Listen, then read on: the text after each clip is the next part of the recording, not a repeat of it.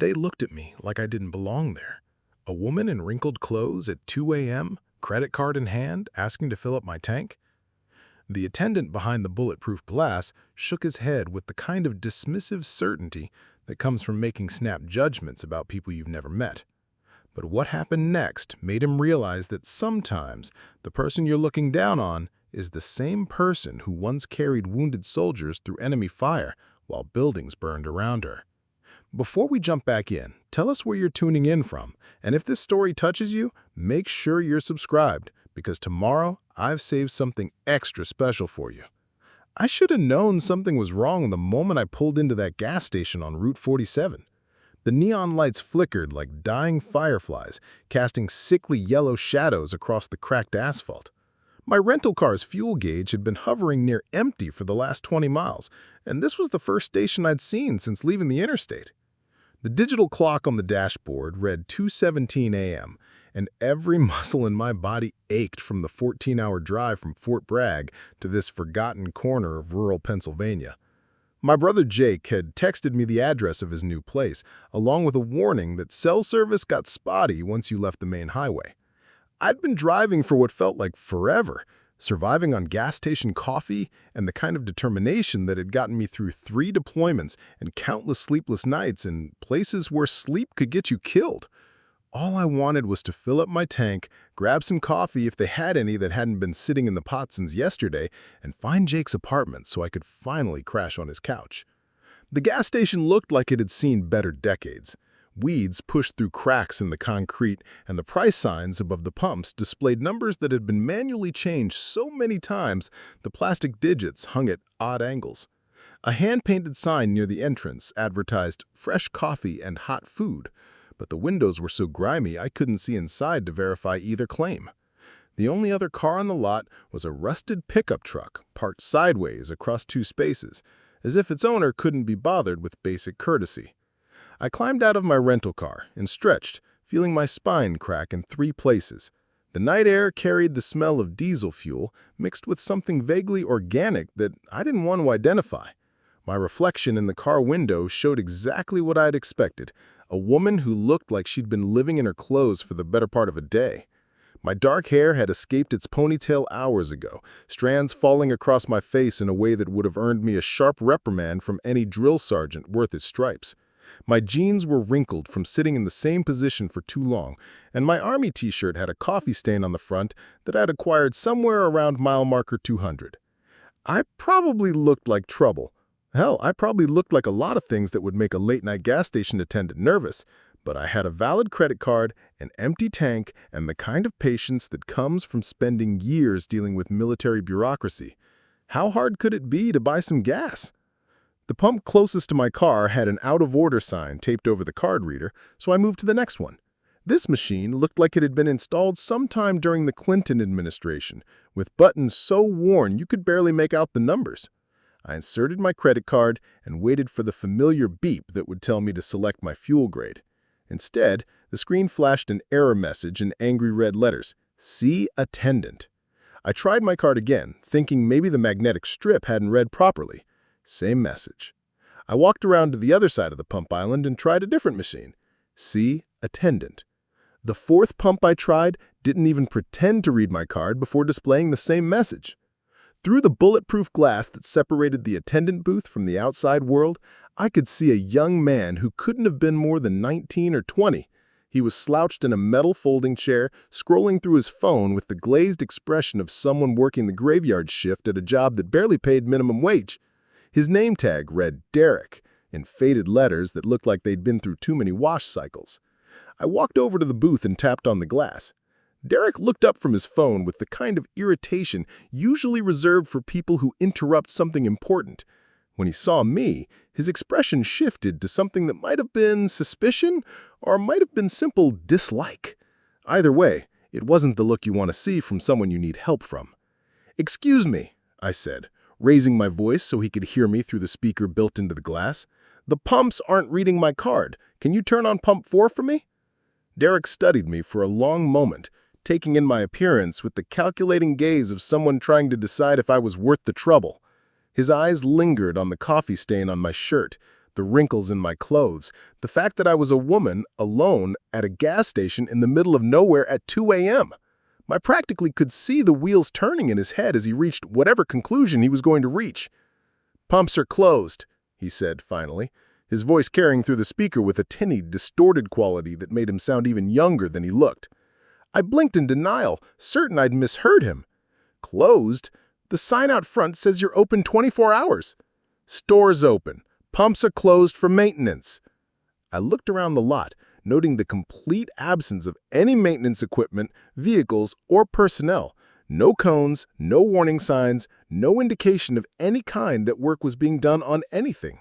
Just empty pumps under flickering lights, and Derek behind his bulletproof glass watching me with eyes that held more hostility than a 19-year-old gas station attendant should have been able to muster. "What kind of maintenance?" I asked, keeping my voice level. Years of military training had taught me how to stay calm when dealing with people who were either incompetent or deliberately unhelpful. This was starting to feel like the latter. "System maintenance," Derek said, as if that explained anything. "Won't be back online until morning." "It's after 2 a.m. Morning's not that far away. How about I just wait?" Derek's expression hardened. "Gonna be a long wait. I'd try somewhere else if I were you." The nearest gas station was at least 15 miles back the way I'd come, assuming I could make it that far on what little fuel I had left. I'd passed it without stopping because Jake had warned me that the final stretch to his place was all back roads with no services. My rental car's range estimator was optimistically claiming I had maybe 8 miles left, but those calculations were notoriously unreliable, especially when you factored in the hilly terrain I'd been driving through. "Look," I said, pulling out my phone to show him my brother's text message with the address. "I'm trying to get to Millfield Road. My brother lives there. I'm almost out of gas, and I don't think I can make it back to the highway."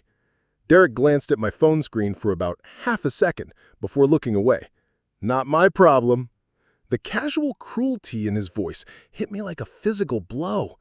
I'd spent the last 15 years serving my country, including multiple deployments in places where people tried to kill me on a regular basis, and I'd never encountered the kind of casual hostility that this kid was showing me over something as simple as buying gasoline.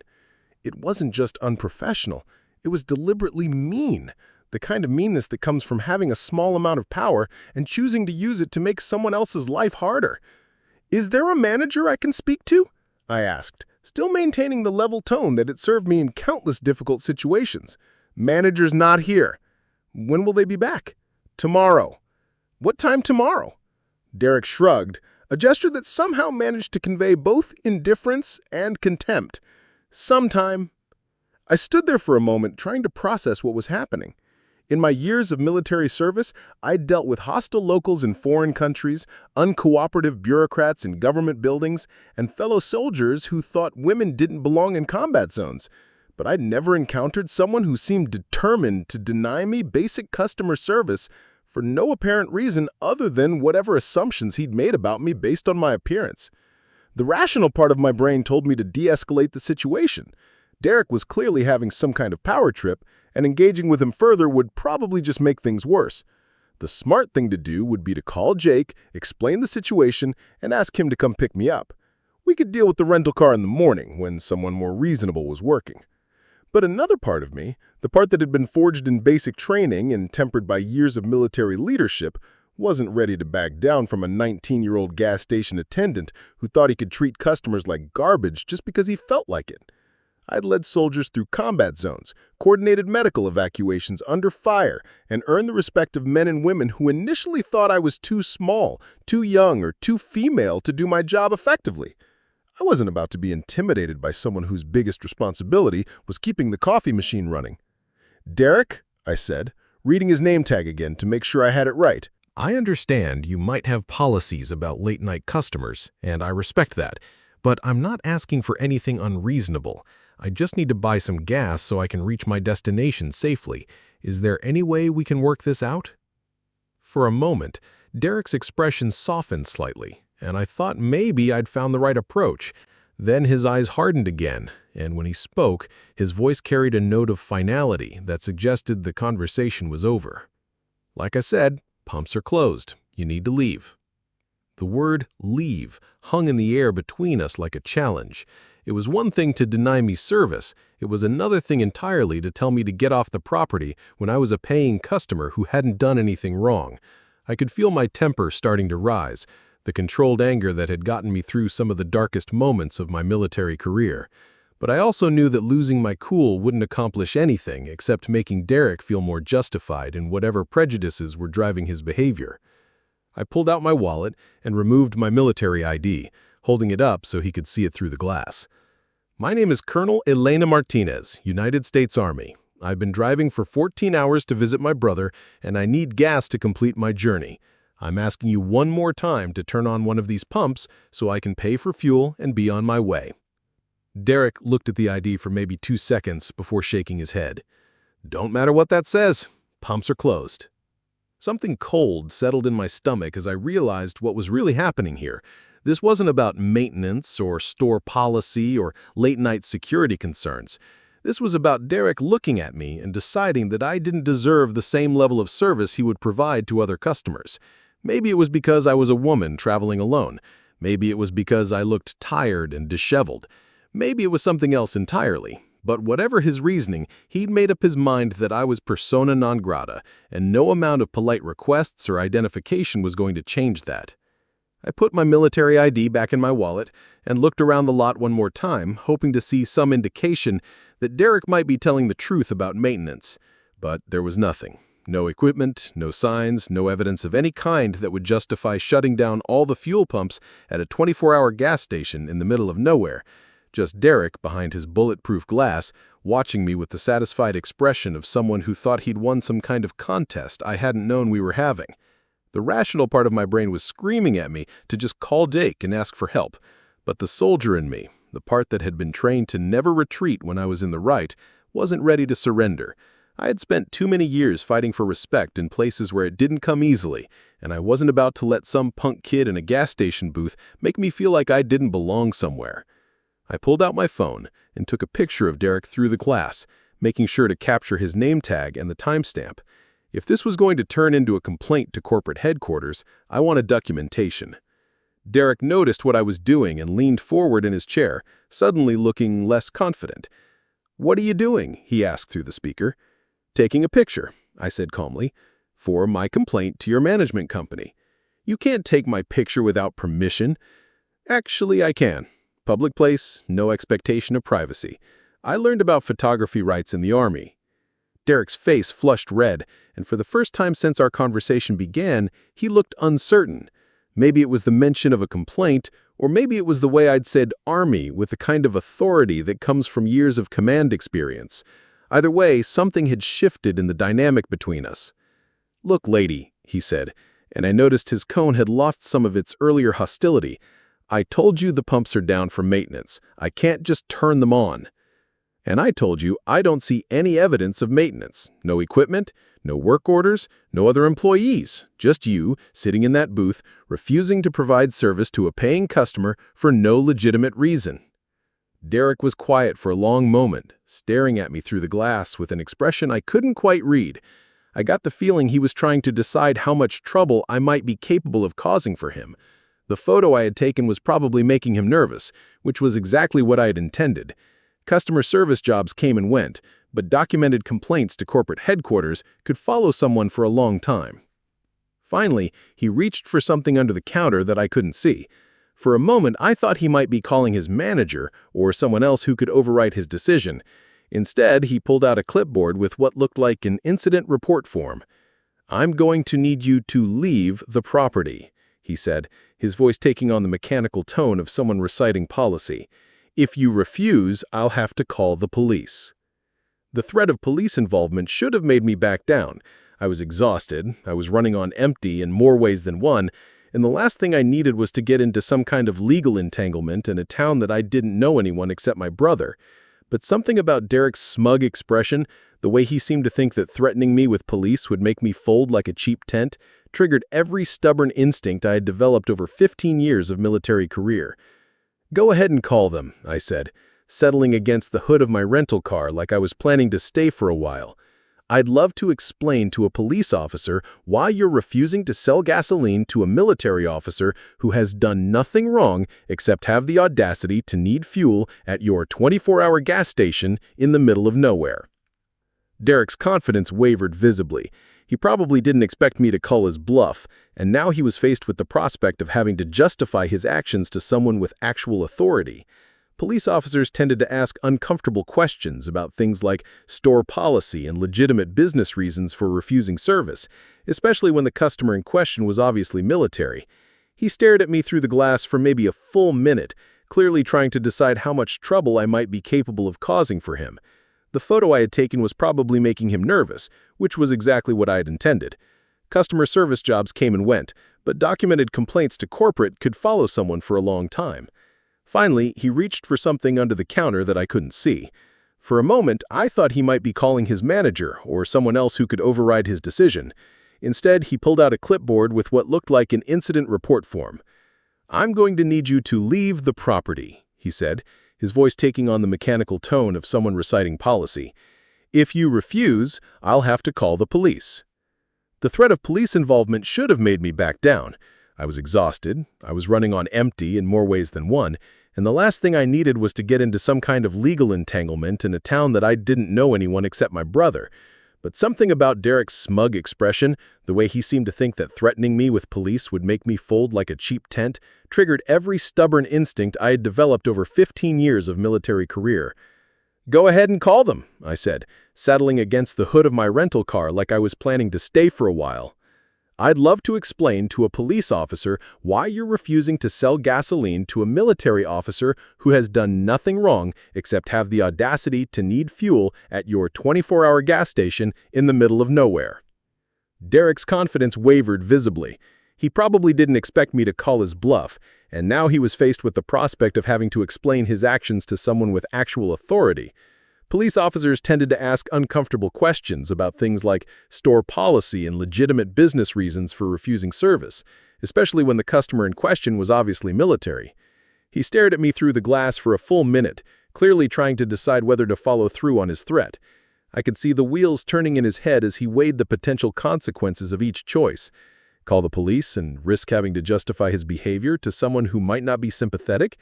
Don't call the police and risk looking weak in front of a customer who challenged his authority. Finally, he seemed to reach a decision. He picked up the phone from his desk and dialed what I assumed was 911, though he was careful to turn away so I couldn't hear what he was saying. I caught fragments of his conversation through the speaker, something about a difficult customer and refusing to leave, but not enough to know exactly how he was framing the situation. While Derek made his call, I used the time to text my brother. "Stuck at gas station on Route 47. Long story. Might be late." I considered explaining the whole situation, but decided it was too complicated for a text message.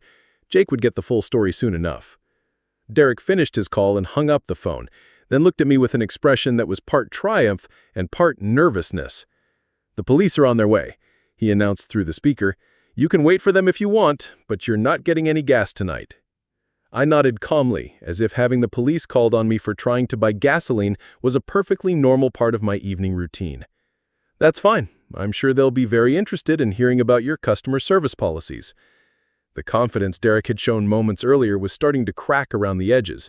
Maybe he was beginning to realize that calling the police on a military officer for trying to buy gas might not reflect as poorly on me as he had hoped, or maybe he was just having second thoughts about the whole situation. Either way, the smug certainty he had displayed earlier was giving way to something that looked suspiciously like anxiety. We sat there in silence for the next 10 minutes, Derek occasionally glancing at me through the glass, while I leaned against my rental car and tried to plan my next move. The night air was getting colder, and I was starting to feel the fatigue of 14 hours of driving settling into my bones. All I'd wanted was to fill up my tank and drive the last few miles to Jake's place, where I could finally get some sleep. Instead, I was standing in a gas station parking lot at 2:30 a.m., waiting for police officers to sort out a situation that should never have happened. The sound of approaching sirens broke the silence that had settled over the gas station.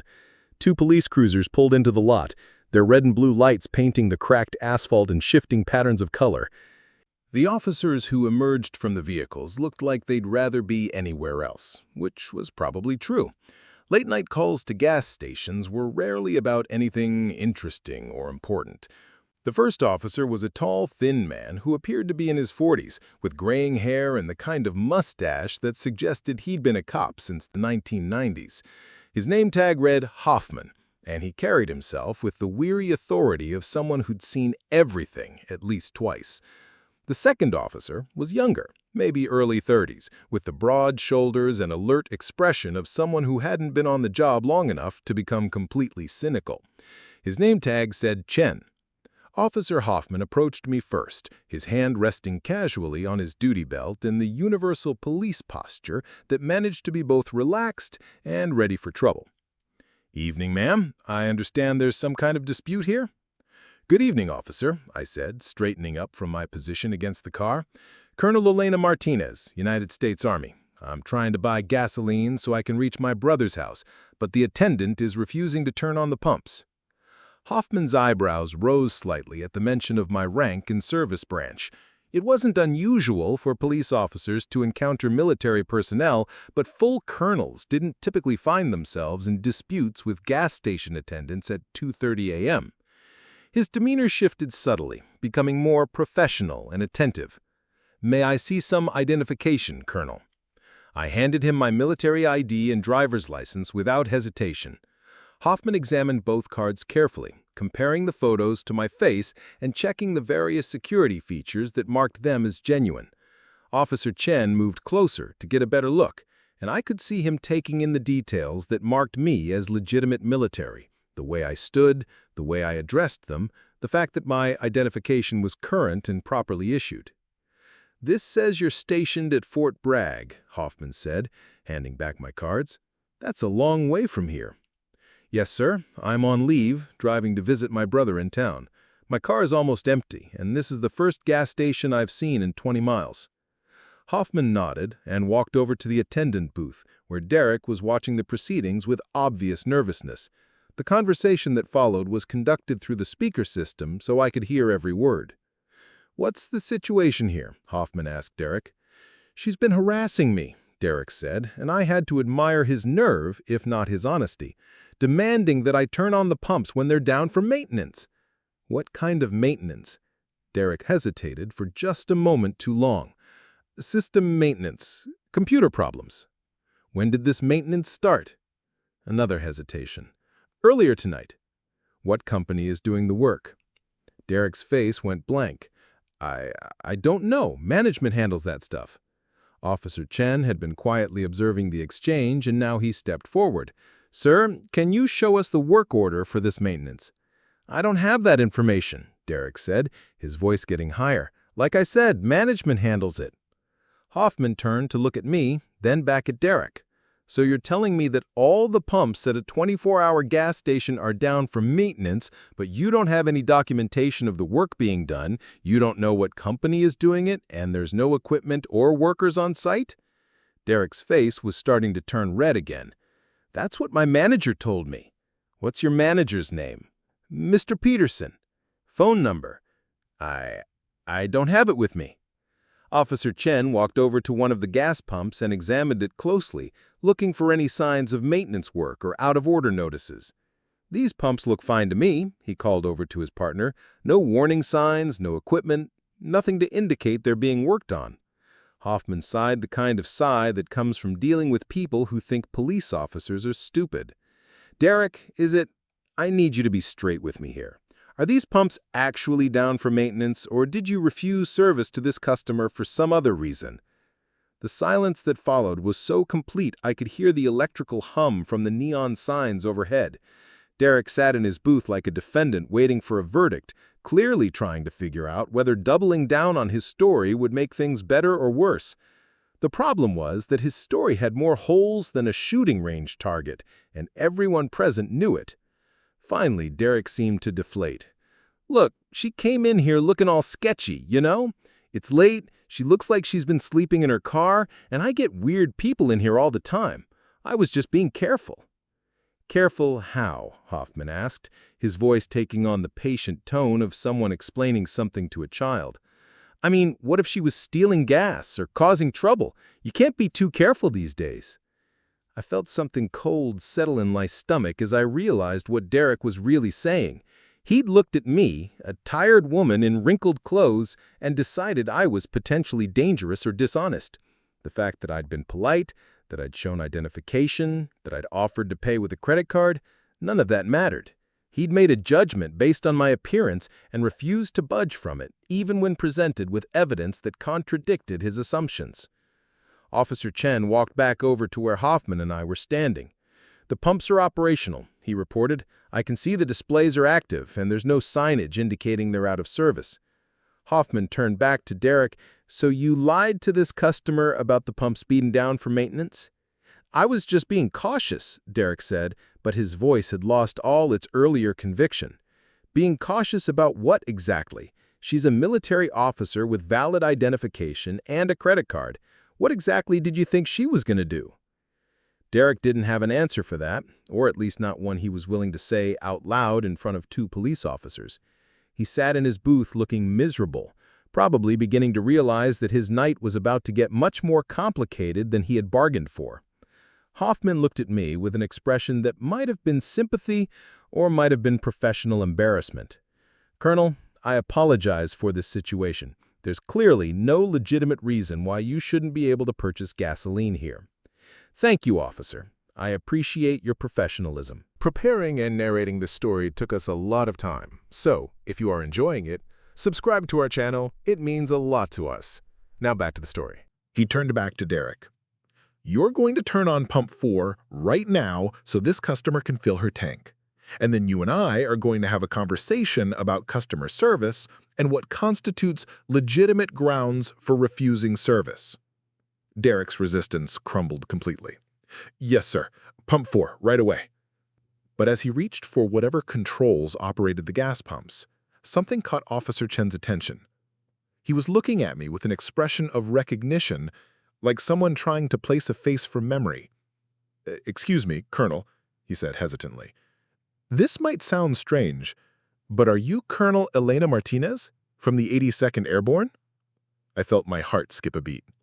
It wasn't unusual for people to recognize military personnel, especially in areas with large veteran populations, but something about the way Chen had asked the question suggested this was more than casual recognition.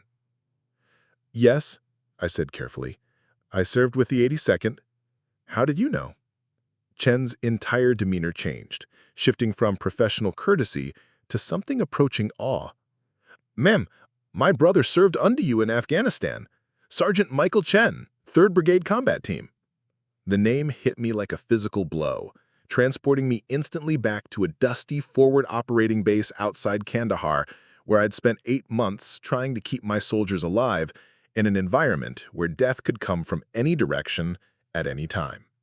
Michael Chen had been one of my best non-commissioned officers, a squad leader who'd earned the respect of everyone in the unit through his competence, courage, and unwavering dedication to his men. "Mickey Chen," I said, using the nickname everyone had called him. "How is he?" Officer Chen's expression darkened slightly. "He was wounded pretty badly in that IED attack near the end of your deployment. Lost his left leg below the knee. But he's doing okay now, all things considered. He's married, has 2 kids, works as a veterans counselor." I remembered that attack with crystalline clarity. 3 vehicles hit by a coordinated series of roadside bombs, casualties scattered across a quarter-mile stretch of highway, and my medics working frantically to stabilize the wounded while we waited for helicopter evacuation. Mickey had been in the lead vehicle, and I'd held pressure on his wounds while the medics worked to stop the bleeding from his mangled leg. "He talks about you all the time," Chen continued. "Says you saved his life that day. Says you stayed with him the whole time, kept him conscious and fighting until the medevac arrived." The memory was coming back in pieces now. Mickey lying on a stretcher, his face pale from blood loss, gripping my hand while the helicopter spun up its rotors. He'd been terrified that he was going to die, and I'd spent the entire flight to the field hospital talking to him, keeping him focused on staying alive, on getting home to see his family again. "Your brother is a good soldier," I said, my voice thick with emotion I hadn't expected. "One of the best I ever served with." Chen smiled, and suddenly he looked less like a police officer and more like a proud younger brother. He always said that if he ever met you again, he'd want to thank you properly, not just for saving his life, but for the way you led that unit. He said you never asked your soldiers to do anything you wouldn't do yourself. Behind us, Derek was listening to this exchange with growing shock and what looked like dawning horror. The woman he'd dismissed as a potential troublemaker was not only a military officer, but apparently some kind of war hero who'd saved lives in combat. I could see him processing this information, probably wondering how badly he'd miscalculated the situation. Officer Hoffman had been listening as well, and now he looked at me with the kind of respect usually reserved for Medal of Honor recipients. "Colonel, I had no idea who you were when we arrived. I'm honored to meet you." "The honor is mine, officers. You handled this situation with complete professionalism." Hoffman turned to look at Derek through the bulletproof glass, and his expression hardened considerably. "Derek, do you understand who you just tried to refuse service to?" Derek nodded mutely, looking like he wanted to disappear into his folding chair. "This is Colonel Elena Martinez, United States Army. She's a combat veteran who saved lives in Afghanistan. She drove 14 hours to visit her brother, and when she stopped for gas at your station, you treated her like a criminal. Does that seem right to you?" "No, sir." "I can't hear you." "No, sir. It doesn't seem right." Officer Chen stepped closer to the booth. "My brother owes his life to this woman. If he were here right now, what do you think he'd say about the way you treated her?" Derek looked like he was about to cry. "I'm sorry. I didn't know." "You shouldn't have to know," I said, speaking for the first time since Chen had recognized me. "You should treat every customer with basic respect and courtesy, regardless of who they are or what they look like." The kid nodded frantically. "You're absolutely right. I'm sorry. I'll turn on the pump right now." True to his word, Derek activated pump 4, and I finally heard the electronic beep that indicated the machine was ready to dispense fuel. After nearly an hour of conflict, I could finally buy the gasoline I'd needed all along. But as I walked toward my rental car to begin fueling up, I realized that something fundamental had changed. This wasn't just about buying gas anymore. It was about respect, about assumptions, about the way we treat people when we think nobody important is watching. Derek had looked at a tired woman in wrinkled clothes and decided she wasn't worth basic customer service. The fact that I turned out to be a military officer was irrelevant. He should have treated me with courtesy regardless of my background. Officer Chen followed me to the pump. "Colonel, I know this probably doesn't matter much now, but I want you to know that my brother talks about you whenever someone asks him about his service. He says you were the kind of officer who made everyone around you better." "Your brother made me better too," I replied as I began filling my tank. "Good soldiers have a way of bringing out the best in their leaders." As the gas flowed into my car, I found myself thinking about Mickey Chen and all the other soldiers I'd served with over the years. Men and women who'd trusted me to make the right decisions under the worst possible circumstances, who'd followed my orders even when those orders led them into danger, who'd become family in the way that only shared adversity can create family. Derek remained in his booth, occasionally glancing in my direction with an expression of profound embarrassment. I could see him processing this information, probably wondering how badly he'd miscalculated the situation. Officer Hoffman had been listening as well, and now he looked at me with the kind of respect usually reserved for Medal of Honor recipients. "Colonel, I had no idea who you were when we arrived. I'm honored to meet you." "The honor is mine. Officers, you handled the situation with complete professionalism." Hoffman turned to look at Derek through the bulletproof glass, and his expression hardened considerably. "Derek, do you understand who you just tried to refuse service to?" Derek nodded mutely, looking like he wanted to disappear into his folding chair. "This is Colonel Elena Martinez, United States Army. She's a combat veteran who saved lives in Afghanistan. She drove 14 hours to visit her brother, and when she stopped for gas at your station, you treated her like a criminal. Does that seem right to you?" "No, sir. I can't hear you." "No, sir. It doesn't seem right." Officer Chen stepped closer to the booth. "My brother owes his life to this woman. If he were here right now, what do you think he'd say about the way you treated her?" Derek looked like he was about to cry. I'm sorry. I didn't know." "You shouldn't have to know," I said, speaking for the first time since Chen had recognized me. "You should treat every customer with basic respect and courtesy, regardless of who they are or what they look like." The kid nodded frantically. "You're absolutely right. I'm sorry. I'll turn on the pump right now." True to his word, Derek activated pump 4, and I finally heard the electronic beep that indicated the machine was ready to dispense fuel. After nearly an hour of conflict, I could finally buy the gasoline I'd needed all along. But as I walked toward my rental car to begin fueling up, I realized that something fundamental had changed. This wasn't just about buying gas anymore. It was about respect, about assumptions, about the way we treat people when we think nobody important is watching. Derek had looked at a tired woman in wrinkled clothes and decided she wasn't worth basic customer service.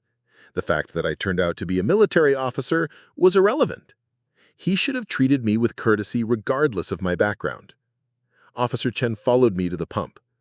"Colonel, I know this probably doesn't matter much now, but I want you to know that my brother talks about you whenever someone asks him about his service. He says you were the kind of officer who made everyone around you better." "Your brother made me better too," I replied as I began filling my tank. Good soldiers have a way of bringing out the best in their leaders.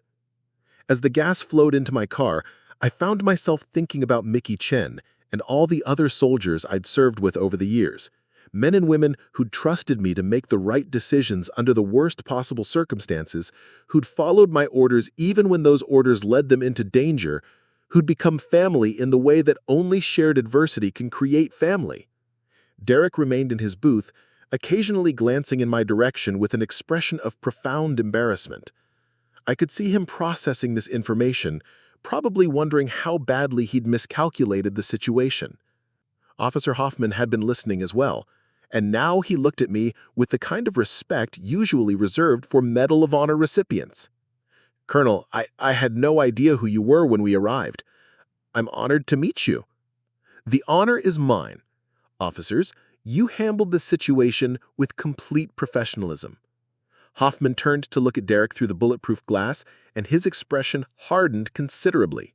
"Derek," I said finally, "the next time someone comes in here looking tired or disheveled or different from what you expect, I want you to remember tonight. Remember that you never know who someone really is or what they might have been through. Every person who walks through that door deserves to be treated with dignity and respect, regardless of how they look or where they come from." Derek nodded earnestly. "Yes, ma'am, I will. I promise." I hoped he meant it. But as I walked back to my car, I couldn't shake the feeling that Derek had learned the wrong lesson from tonight's events. He wasn't sorry for discriminating against someone. He was sorry for discriminating against the wrong someone. If I'd been a civilian, if Officer Chen hadn't recognized me, if there had been no dramatic revelation about my military service and combat record, Derek would probably still be sitting in his booth feeling completely justified in his behavior. That was the real problem, and it was bigger than one gas station attendant in rural Pennsylvania.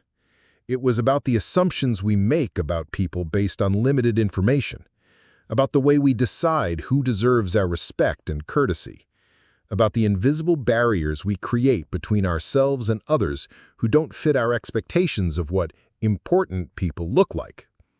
Officer Hoffman approached as I was getting ready to leave. "Colonel, is there anything else we can do for you tonight?"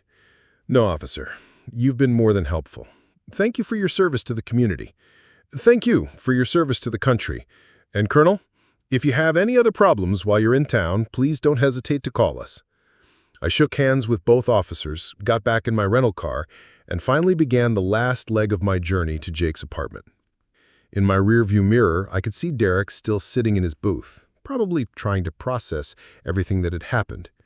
The police cars were pulling out of the parking lot, their emergency lights no longer flashing, and the gas station was returning to its normal state of late-night quiet.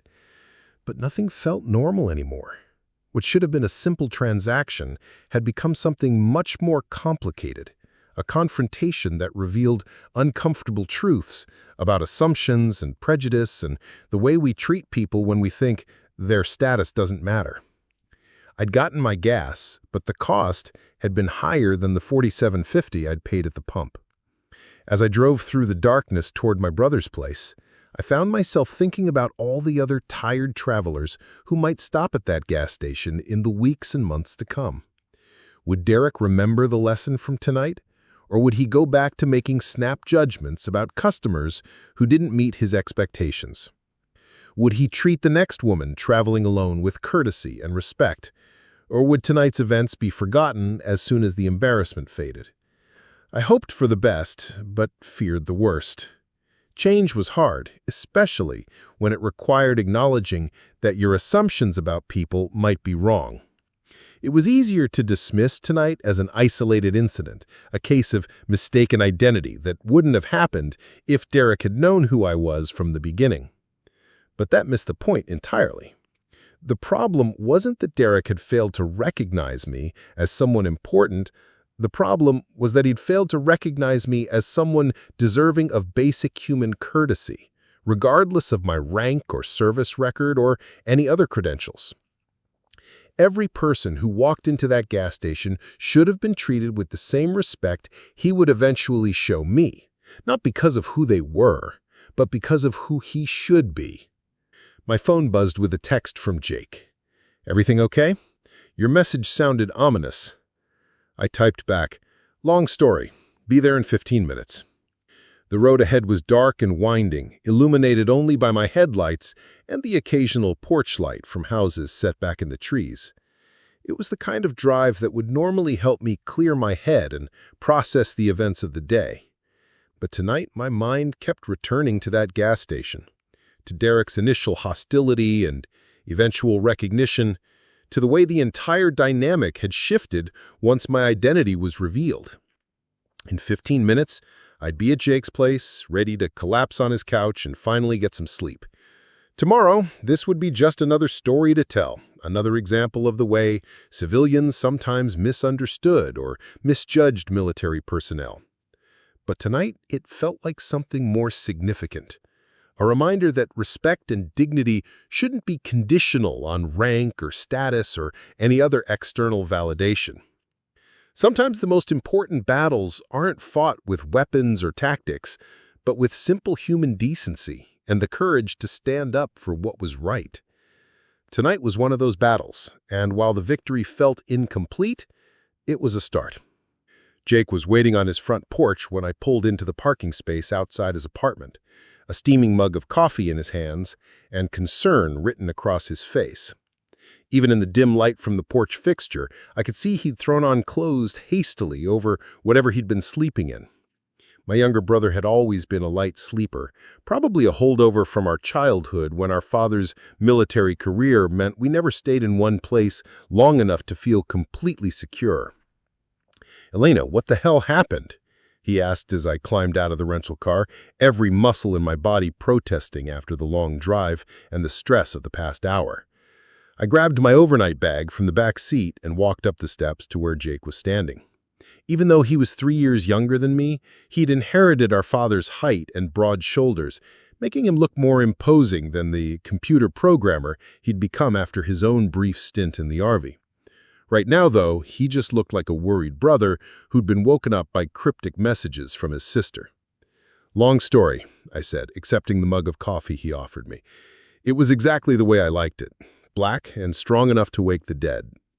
"You look like you want to hit something." I did want to hit something, still do actually. He stepped aside to let me into his apartment, a modest one-bedroom place that was somehow both Spartan and comfortable. The furniture was minimal but well-chosen, the walls decorated with a few carefully selected pieces of art that reflected Jake's taste for clean lines and muted colors. It was the kind of space that belonged to someone who'd learned to live with less while still maintaining his standards. "Tell me," he said, settling into his favorite armchair while I collapsed on the couch that would be my bed for the next few days. So I told him.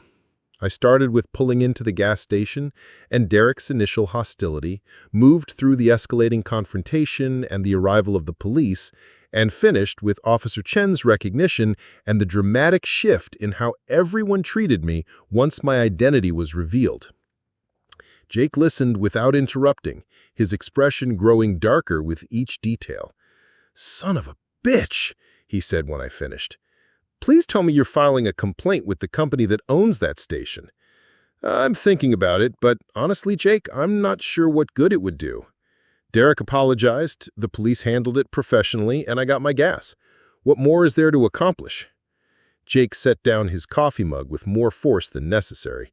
"What more is there to accomplish? Elena, that kid discriminated against you because you looked tired and rumpled.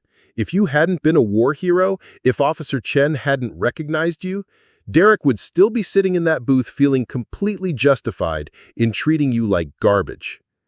The way Jake said war hero made me uncomfortable. I'd never been completely at ease with that label, even though I understood why people applied it to combat veterans. What I did in Afghanistan felt like my job, not heroism. I made decisions under pressure and tried to bring my soldiers home alive.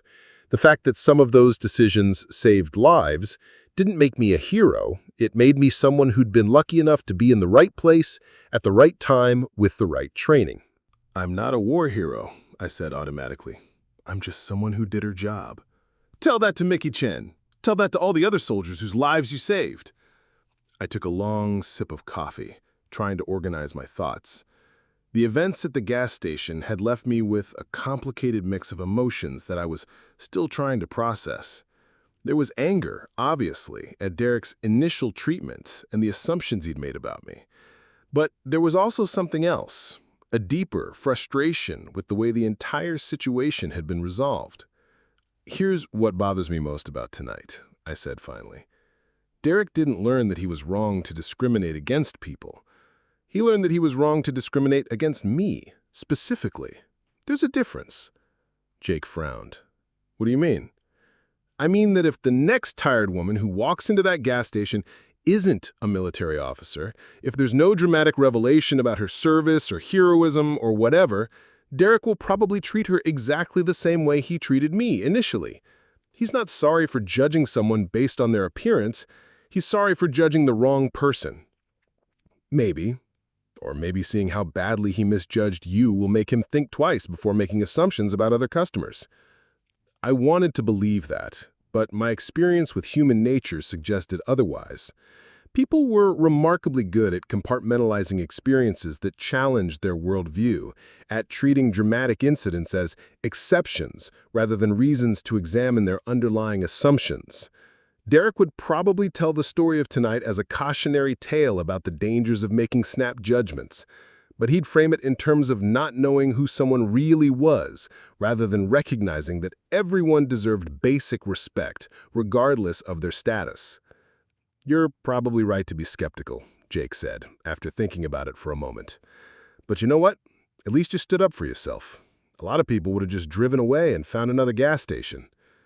"I would have driven away if I'd had enough gas to make it to another station.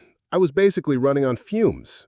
Still, you didn't back down when that kid tried to intimidate you, and you didn't let him get away with treating you like garbage. That matters." I supposed it did matter, though I wasn't entirely satisfied with how things had ended. There was something unsettling about the way Derek's entire attitude had changed once he learned about my military service and combat record. It suggested that respect was something that had to be earned through achievement or recognition, rather than something that belonged to everyone by virtue of their basic humanity. My phone buzzed with a text message from a number I didn't recognize. "Colonel Martinez, this is Officer Chen. I wanted to let you know that we spoke with the station manager about tonight's incident. There will be consequences for the employee involved. Also, my brother asked me to get your contact information if you're comfortable sharing it. He'd love to reconnect." I showed the message to Jake, who read it with a satisfied expression. "See? There are consequences. And it sounds like Mickey Chen wants to catch up with his old commanding officer." The idea of reconnecting with Mickey was both appealing and complicated.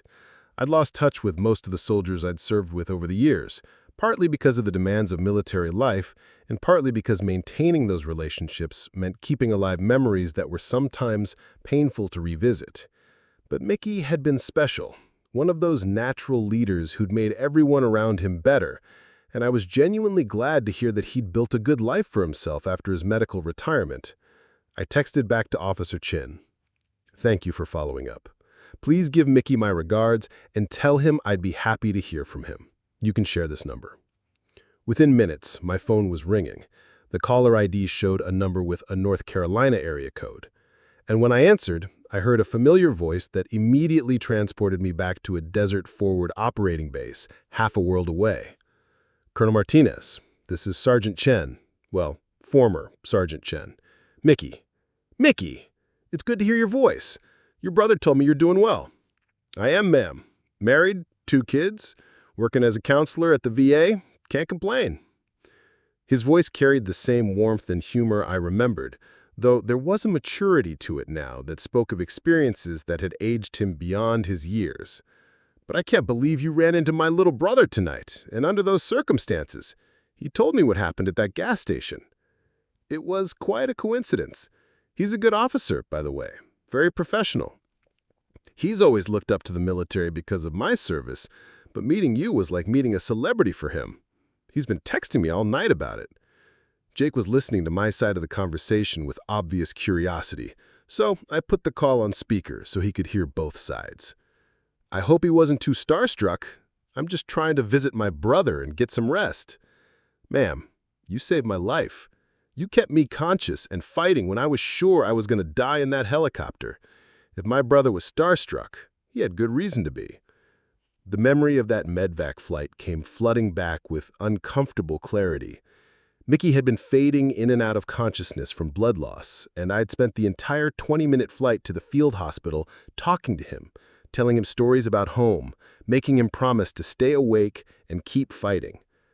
At the time, it had felt like the most natural thing in the world, but looking back, I realized it had probably been one of the most important 20 minutes of both our lives.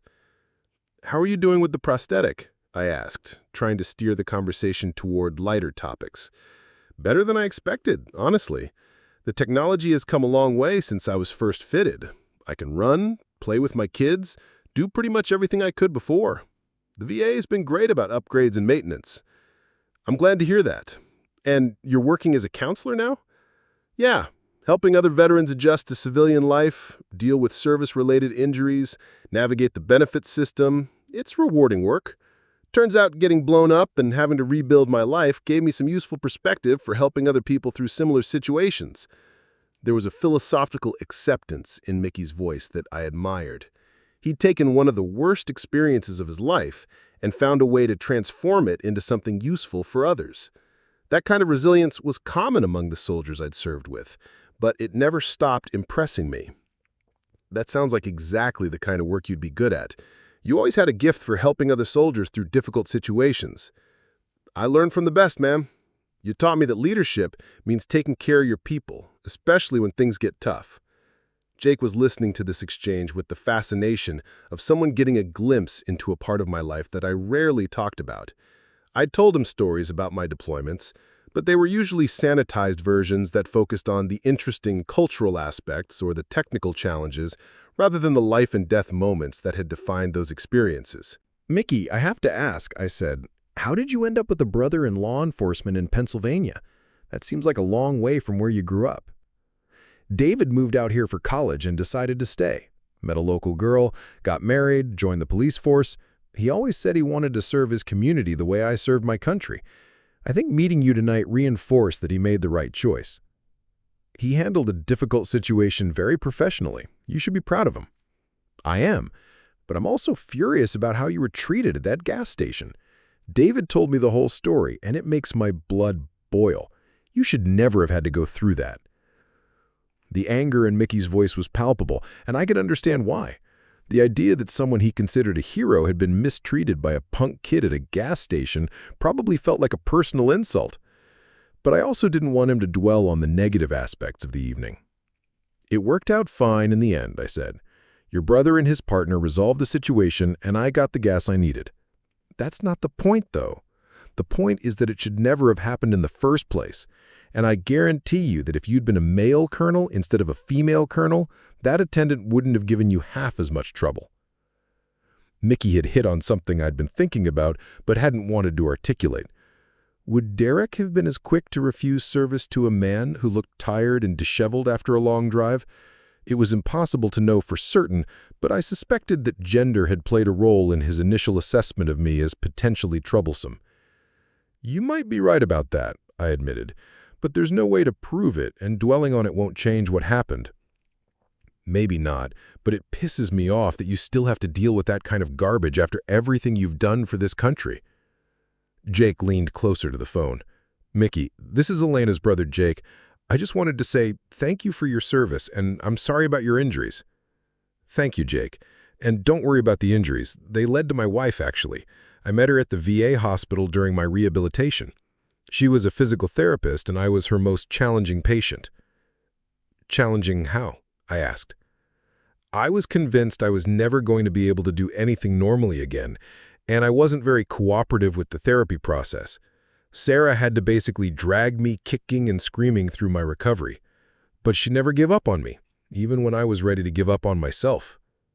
"She sounds like a remarkable woman." "She is. We've been married 8 years now, and she still kicks my ass when I start feeling sorry for myself, which doesn't happen often anymore, but occasionally I have my moments." The conversation continued for another 20 minutes, covering Mickey's family, his work at the VA, and his perspective on the challenges facing contemporary veterans. It was the kind of catching-up conversation that felt both comfortable and important, a reminder of the bonds that formed between people who'd shared extreme experiences. When we finally hung up, Jake looked at me with an expression I couldn't quite read. "That was incredible. I mean, I knew you'd served in combat, but hearing him talk about what you did for him, I had no idea." "I did my job," I said automatically. "Mickey would have done the same thing for any of his soldiers if our positions had been reversed." "Maybe, but you're the one who actually did it. You saved his life." I was starting to feel uncomfortable with the direction the conversation was taking. The hero worship that sometimes accompanied discussions of military service made me uneasy, partly because it felt unearned, and partly because it created unrealistic expectations about what soldiers were really like. We were just people doing a difficult job under extreme circumstances, not mythical figures deserving of special reverence. "Jake, can we talk about something else?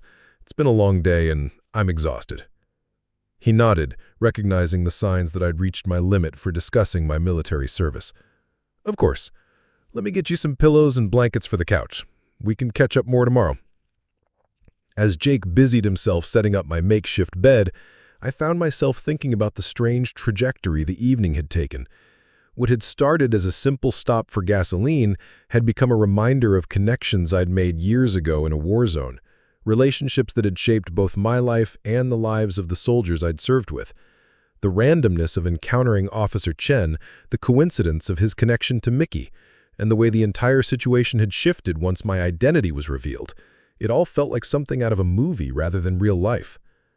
But it was real life, and it raised uncomfortable questions about recognition and respect and the arbitrary nature of how we value different people's contributions to society.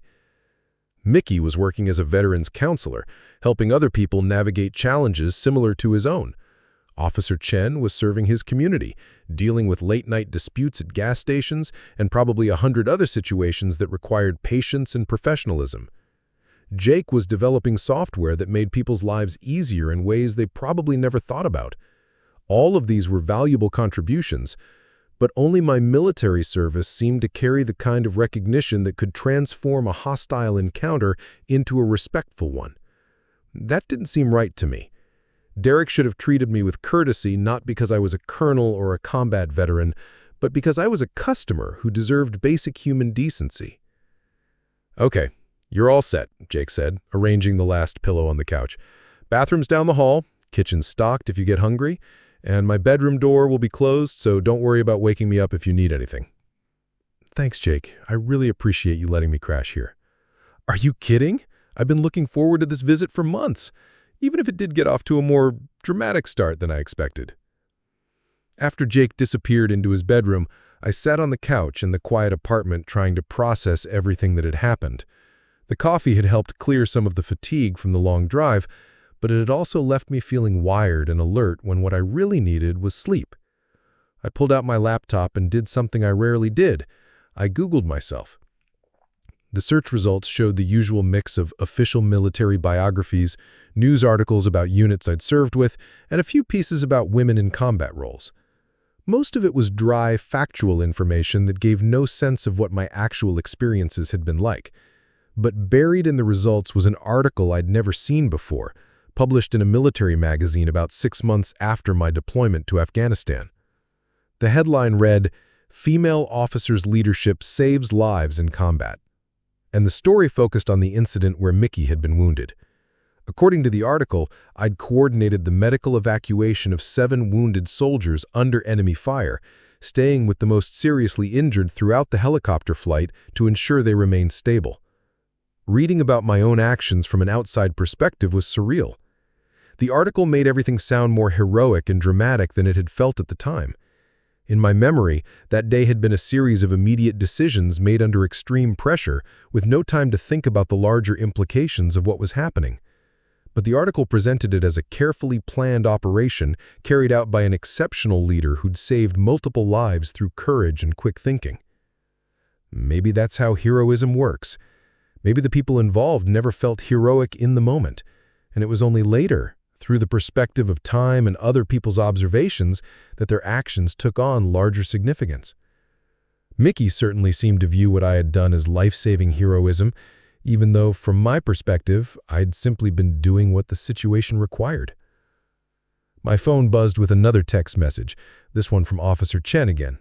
"Colonel, I wanted you to know that we contacted the corporate office for that gas station chain. They are taking the incident very seriously and have scheduled mandatory customer service training for all employees at that location. They also asked me to pass along their apologies for how you were treated." The news that there would be consequences for Derek's behavior was satisfying, but it also made me wonder what those consequences would actually accomplish. Mandatory customer service training was probably a good thing, but would it address the underlying attitudes that had led to Derek's initial hostility? Would it help him understand that everyone deserved respectful treatment regardless of their appearance or perceived status? I typed back, "Thank you for following up. I hope the training helps prevent similar situations in the future." But even as I sent the message, I wasn't entirely convinced that training would solve the problem. Derek's behavior hadn't stemmed from a lack of knowledge about customer service policies.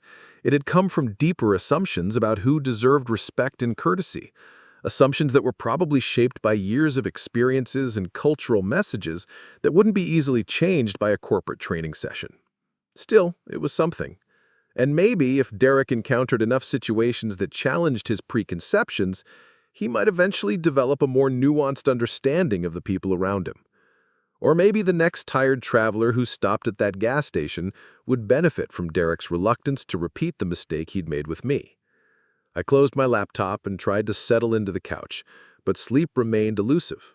The events of the evening kept replaying in my mind, each detail carrying implications I was still trying to understand. The way Derek had looked at me with initial suspicion, the gradual escalation of the conflict, the dramatic shift once my identity was revealed, it all felt like a microcosm of larger issues about recognition and respect and the arbitrary nature of social status. In the Army, respect was supposed to be based on rank and performance, with clear hierarchies and established protocols for how people interacted with each other. It wasn't a perfect system, and it certainly had its problems with discrimination and bias, but at least it provided some structure for determining how people should be treated. In civilian life, those structures were less clear. Respect seemed to be based on a complex mix of factors: wealth, education, profession, social connections, physical appearance, and dozens of other variables that were often invisible or misunderstood. Derek had made his initial assessment of me based on limited information, and he'd gotten it spectacularly wrong. But how many times had I done something similar, making snap judgments about people based on superficial characteristics? The thought was uncomfortable, but probably true. Everyone made assumptions about others based on incomplete information. It was part of how humans navigated social situations efficiently. The problem arose when those assumptions led to differential treatment, when snap judgments became the basis for deciding who deserved courtesy and who didn't. I must have finally drifted off to sleep at some point because the next thing I knew, Jake was gently shaking my shoulder and offering me a cup of coffee. Sunlight was streaming through the apartment windows, and the digital clock on the microwave showed 9:17 a.m. "Morning, sleepyhead," Jake said with a grin. "You were out cold. I was starting to wonder if you were ever going to wake up." I sat up slowly, feeling the stiffness that came from sleeping on a couch after a long drive. "What time did I fall asleep?" "I have no idea, but you were still typing on your laptop when I went to bed around midnight." The events of the previous night came flooding back as I accepted the coffee Jake offered. The gas station, Derek's hostility, Officer Chen's recognition, the long conversation with Mickey, it all felt simultaneously vivid and dreamlike, as if it happened to someone else. "Any word from your police officer friend?" I checked my phone and found several new messages. Officer Chen had sent another update about the corporate response to the incident, including information about policy changes that would be implemented at that gas station location. Mickey had sent a photo of his family, a beautiful wife and 2 adorable kids, all smiling at the camera from what looked like a park or playground. But the message that caught my attention was from a number I didn't recognize, with an area code that looked local. When I opened it, I found a lengthy text from someone who identified himself as Tom Peterson, the manager of the gas station where I'd had my encounter with Derek. "Colonel Martinez, I hope this message reaches you. Officer Chen gave you her contact information and explained what happened at my station last night. I am deeply embarrassed and apologetic about how you were treated by my employee. Derek has been terminated, effective immediately. I would like to offer you a formal apology in person if you're still in the area. I also want to assure you that this kind of behavior does not reflect the values of our company or our commitment to serving all customers with respect and dignity." I showed the message to Jake, who read it with raised eyebrows. "Well, that's something. Sounds like Derek is going to have plenty of time to think about his customer service skills." The news that Derek had been fired left me with mixed feelings. On one hand, his behavior had been clearly inappropriate, and there should have been consequences for discriminating against a customer. On the other hand, termination seemed like a severe response to what might have been a learning opportunity. A 19-year-old kid losing his job over one bad decision could have long-term consequences that went well beyond the lesson he needed to learn about treating people with respect. I'm not sure how I feel about him getting fired." "Really? The kid treated you like garbage for no reason other than the way you looked." "I know, and that was wrong, but he's 19 years old, probably making minimum wage, working the night shift at a gas station in the middle of nowhere. Getting fired could seriously derail whatever plans he had for his future." Jake studied my face with the expression of someone trying to understand a perspective that didn't make immediate sense to him. "Elena, you're not responsible for Derek's consequences. He made the choice to treat you poorly, and now he's dealing with the results of that choice." "Maybe, but I keep thinking about whether he really learned anything from what happened, or whether he just learned to be more careful about who he discriminates against." "Does it matter? Either way, he's not going to be in a position to treat other customers the way he treated you." "That's true, but it felt like a missed opportunity. Derek's termination might satisfy the immediate need for consequences, but it wouldn't address the broader issues about assumptions and respect that had created the problem in the first place." "I think I might drive back to that gas station." Jake nearly choked on his coffee. "Why would you want to do that?" "I want to meet with the manager, see if there's something constructive that can come out of this whole situation." "Like what?" "I don't know yet, but maybe there's a way to use what happened as a learning opportunity, not just for Derek, but for the entire staff. Maybe we can figure out how to prevent similar incidents without just firing people and hoping for the best." Jake looked skeptical. "Elena, you're on vacation. You don't need to turn this into a social justice project." He was probably right, but I couldn't shake the feeling that simply walking away from the situation would be a wasted opportunity. Derek's termination might satisfy the immediate need for consequences, but it wouldn't address the broader issues about assumptions and respect that had created the problem in the first place. Maybe you're right, but I think I need to at least meet with the manager. If nothing else, I want to understand what really happened and what steps they're taking to prevent similar incidents in the future. "Okay, but I'm going with you. I want to see this place that caused my sister so much trouble." An hour later, we were driving back towards Route 47 in Jake's car. the autumn morning bright and clear in a way that made the previous night's drama feel even more surreal. In daylight, the landscape looked peaceful and welcoming, with rolling hills covered in fall foliage and the kind of small-town charm that belonged on postcards. The gas station looked different in daylight too, less sinister and more simply run down. The cracked asphalt and faded signs that had seemed ominous in the 2 a.m. darkness now just looked like the normal wear and tear of a business that was probably operating on thin margins. Tom Peterson was waiting in the parking lot, a middle-aged man with graying hair and the kind of tired expression that suggested he'd been dealing with crisis management all morning. He approached our car as soon as we pulled up, and I could see genuine distress in his eyes. "Colonel Martinez, I'm Tom Peterson. Thank you for agreeing to meet with me." We shook hands, and I introduced Jake as my brother. Peterson's handshake was firm, and his demeanor suggested someone who was genuinely troubled by what had happened, rather than simply going through the motions of damage control. "I want to start by offering you my sincere apologies," Peterson said.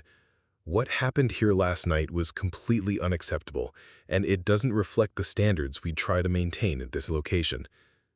"I appreciate the apology," I said, "but I'm more interested in understanding what led to the situation and what you're doing to prevent similar incidents."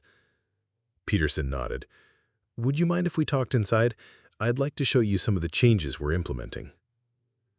The interior of the gas station was cleaner and more organized than I'd expected, with well-stocked shelves and what appeared to be recently updated equipment. Peterson led us to a small office behind the main counter, where he'd assembled what looked like policy documents and training materials. "Derek had been with us for about 4 months," Peterson began. "No previous complaints, generally reliable, but I have to admit we probably didn't do enough training on customer service and anti-discrimination policies." "What kind of training do you typically provide for new employees?" I asked. "Basic operational stuff. How to run the registers, handle credit card transactions, manage the fuel pumps. We cover safety procedures and company policies, but I realize now that we didn't spend enough time on interpersonal skills or appropriate customer interactions." "Has anything like this happened before?" Peterson hesitated. "Not exactly like this, but there have been a few complaints over the years about employees being less than helpful to certain customers. I always attributed it to personality conflicts or misunderstandings, but after last night, I'm wondering if there were patterns I should have noticed." The admission that there had been previous complaints was telling. It suggested that Derek's behavior might not have been an isolated incident, but rather the most dramatic example of a broader problem with how certain customers were treated. "What kind of complaints?" Jake asked. "Usually vague things. Customers feeling like they weren't treated courteously, employees seeming reluctant to help with certain requests. Nothing as overt as refusing service entirely, but enough to make me think we need to do better." "Have you noticed any patterns in terms of which customers complained?" Peterson looked uncomfortable. "I hate to say it, but yes, most of the complaints came from people who were traveling through the area, people who didn't look like typical locals. Some were racial minorities, some were women traveling alone, some were just people who looked different from what you'd expect in a small town." The picture that was emerging was troubling, but not surprising. Derek's treatment of me probably wasn't an anomaly, but rather the most extreme example of a culture that made assumptions about customers based on their appearance and treated outsiders with suspicion or hostility. "What are you planning to do about it?" I asked. Peterson pulled out a thick folder of documents. "We're implementing mandatory training for all employees on customer service, anti-discrimination policies, and cultural sensitivity. We're also revising our hiring practices to include better screening for attitudes toward diverse customers." "That sounds like a good start, but what about the employees who are already working here? How do you change attitudes that might be deeply ingrained?" "That's the hard part," Peterson admitted. "Training can teach people what they're supposed to do, but changing how they actually think about different types of customers is more challenging." We spent the next hour discussing various approaches to creating a more inclusive environment at the gas station. Peterson was genuinely engaged in the conversation, asking thoughtful questions and taking notes on suggestions Jake and I offered. it became clear that he was dealing with challenges that went beyond simple employee training. He was trying to change a culture that had probably developed over years of serving a relatively homogeneous customer base. One thing I keep coming back to, I said toward the end of our conversation, is whether Derek really understood why his behavior was wrong, or whether he just learned that there could be consequences for acting on his prejudices. What do you mean? I mean that firing him might have sent a message to your other employees about the professional risks of discriminating against customers, but it doesn't address the underlying attitudes that led to the discrimination in the first place. Peterson nodded slowly. I've been struggling with that too. On one hand, Derek's behavior was completely unacceptable and couldn't be ignored. On the other hand, termination might have been a missed opportunity to help him learn and grow. Have you considered offering him his job back, contingent on completing some kind of comprehensive training or counseling program? I've thought about it, but I'm worried about sending the wrong message to other employees. If there are no serious consequences for discriminating against customers, how do I convince everyone else to take the training seriously? It was a fair point, and it highlighted the complexity of trying to create meaningful change in workplace culture. Consequences for inappropriate behavior were important, but so was the opportunity for education and growth.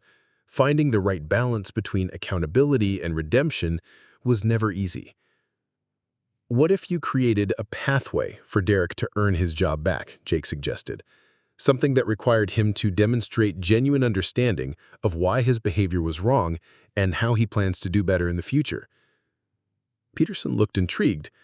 What would that look like? Maybe a combination of formal training, community service, and a probationary period where his interactions with customers are closely monitored. The key would be making sure he really understands the impact of his actions, not just the rules he's supposed to follow. That's an interesting idea. Let me think about whether it's something we could implement. As we prepared to leave, Peterson walked us back to the parking lot, where the morning sun was making the whole place look almost cheerful. Colonel Martinez, I want you to know that meeting with you today has been incredibly valuable. You've given me a lot to think about in terms of how we can do better. I hope some of it proves useful. Creating real change isn't easy, but it's worth the effort.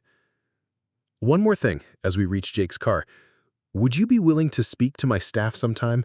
I think hearing directly from you about your experience and about the importance of treating everyone with respect might have more impact than anything I could say.